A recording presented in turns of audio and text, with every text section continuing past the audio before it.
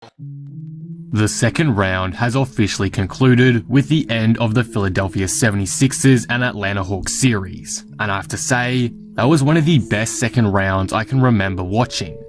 We got 2 Game 7s, one of them being one of the best games I've ever watched, and practically every series had some wild roller coaster ride involved in it. Like, who would have thought that Milwaukee would have won like they did after that deflating choke in Game 5 and after being down 2-0? Anyway, that's not the point of today's video. The conference finals are officially set, and we've got a showdown between the Bucks and the Hawks in the East. So, in today's video, I'm going to be taking a look at the conference finals matchup between the Hawks and the Bucks and predicting the series, each team's strengths and weaknesses, the players who need to step up, the keys to success, every little detail. Before we start, if you're new here and enjoy the video, be sure to subscribe. For more NBA content like this, I'm trying to reach 17,000 subscribers by July, so all support would be greatly appreciated. Anyway, with that being said, let's take a look at this conference finals matchup. The Milwaukee Bucks are coming off one of the best playoff series of all time. After going down 2-0, the Bucks looked destined to be upset and shocked in a short series. The Nets were absolutely dominating them. However, they bounced back and managed to close out the series in the 7th game in overtime, led by a ridiculous performance from Giannis Antetokounmpo.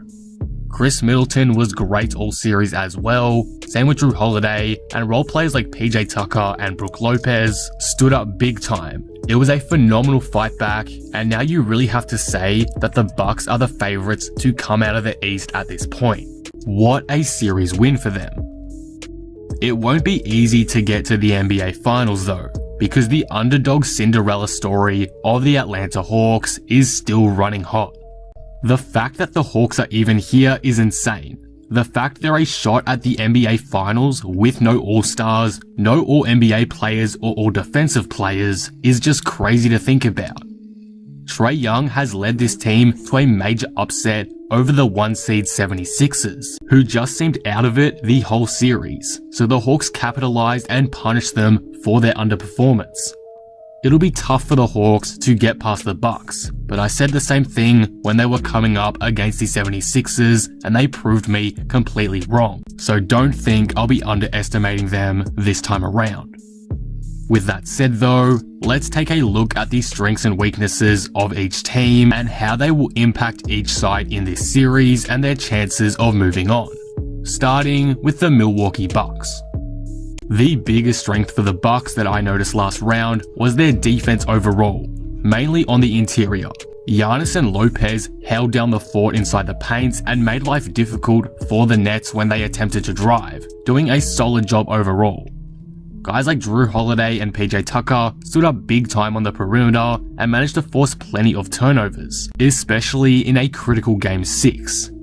I will admit that the Bucks did struggle defensively on the perimeter early on in the series, which I'll talk more about soon, but overall defensively, they were able to force turnovers and create fast break opportunities, which led to their eventual success, specifically in Game 6.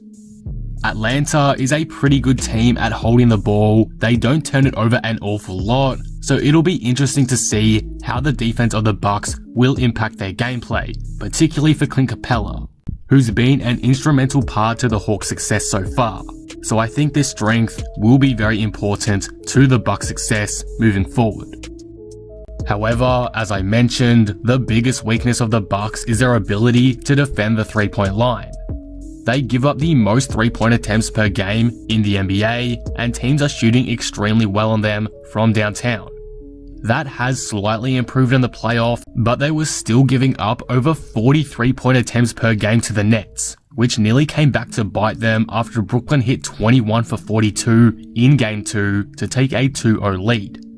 Thankfully for them, injuries and KD's big foot prevented them from getting knocked out to that weakness, but it was a serious concern all round for the Bucks and against Atlanta, with many knockdown shooters like Kevin Huerter, Trae Young, Bogdanovic, etc. So this could hurt them again if they fail to adjust.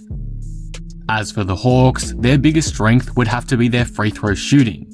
The team got to the line on the regular against the 76ers, shooting at least 25 attempts per game, and they managed to shoot from there at a great clip for the most part, only really excluding Game 6, as in some games they shot over 90% from the stripe. If they're able to draw some fouls on the Bucks guards and get to the line frequently, I think it elevates their chances of winning this series quite a bit. Trey was able to do it on Matisse Thybulle and Ben Simmons, and he ended up wiping away their defensive impact quite a lot. It was actually really impressive, so if he can do that again against Milwaukee, it will be a huge boost for the Hawks and their chances of winning this series, especially if they continue to capitalize on those free throw attempts. However, one big concern and weakness for the Hawks is their defense. They rank 21st in defensive rating this season and don't have a lot of elite level defenders, particularly on the perimeter. They were able to mask this weakness pretty well last series because Ben Simmons and Matisse Thybulle aren't the greatest of offensive weapons, but there were shaky moments when they couldn't find a way to slow down Seth Curry, which definitely is evidence of this being a concern. Against a far more talented guard set with a guy like Jrue Holiday, I'm definitely not excited to see how this plays out for Atlanta, because I struggle to see them playing like a guy like Lou Williams consistently, because they'll just end up getting torched by Milwaukee's guards. With Trae Young spending a lot of time on the court, he will be heavily targeted in this series due to his size, so if Atlanta doesn't step up the intensity on the defensive end, I'm concerned about their chances, simply because their offense may struggle against an elite level defense that the Bucks have, and that perhaps their guards just aren't capable of slowing down a hot player, as seen with Seth Curry last series. So those are the strengths and weaknesses for each team.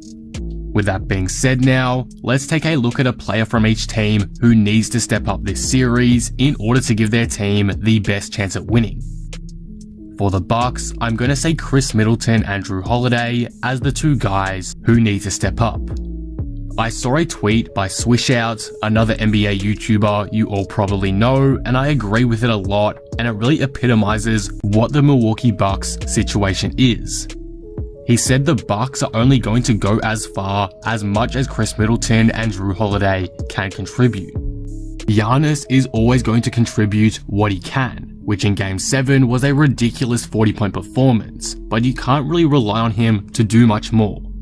When I say that, I mean you can't expect Giannis to do all the defensive work, take the big matchup, and then go down the other end and consistently hit isolation buckets to drive his team's offense forward.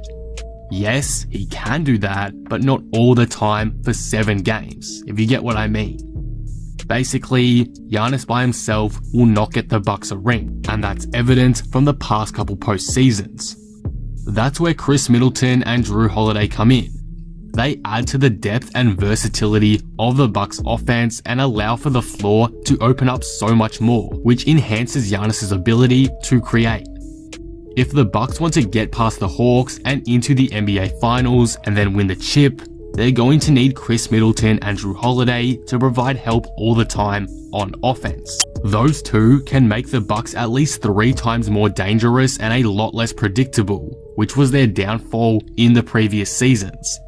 The Bucks have invested over $300 million into these guys, and they're starting to show their worth. It's not done yet though. They've got another 8 games to win, so they need to continue to step up and support Giannis if they want to avoid another upset loss so close to the NBA Finals. As for the Hawks, I'm going to say Bogdan Bogdanovic, John Collins, and I guess Lou Williams can be in here too, need to step up this series.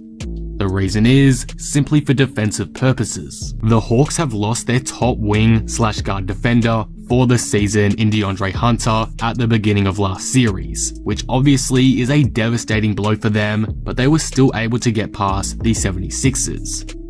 I don't think it's going to be as easy though against the Bucks, who have a far more offensively talented guard and wing group, featuring guys like Chris Middleton and Jrue Holiday. In order to give the Hawks the best chance of winning, those players' impacts need to be reduced somewhat, and the way they can do that of course is through high intensity defense, which is what the 3 players I have mentioned can provide.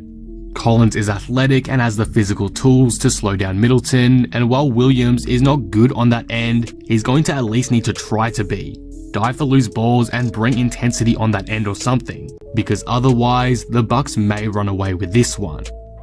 The Hawks don't match up greatly with the Bucks, so they're going to need these guys to lift massively on defense to get them over the line. And if these guys are able to do so, it's going to force Giannis into an uncomfortable situation like in the previous 2 postseasons, and that could be enough to cause the upset for Atlanta.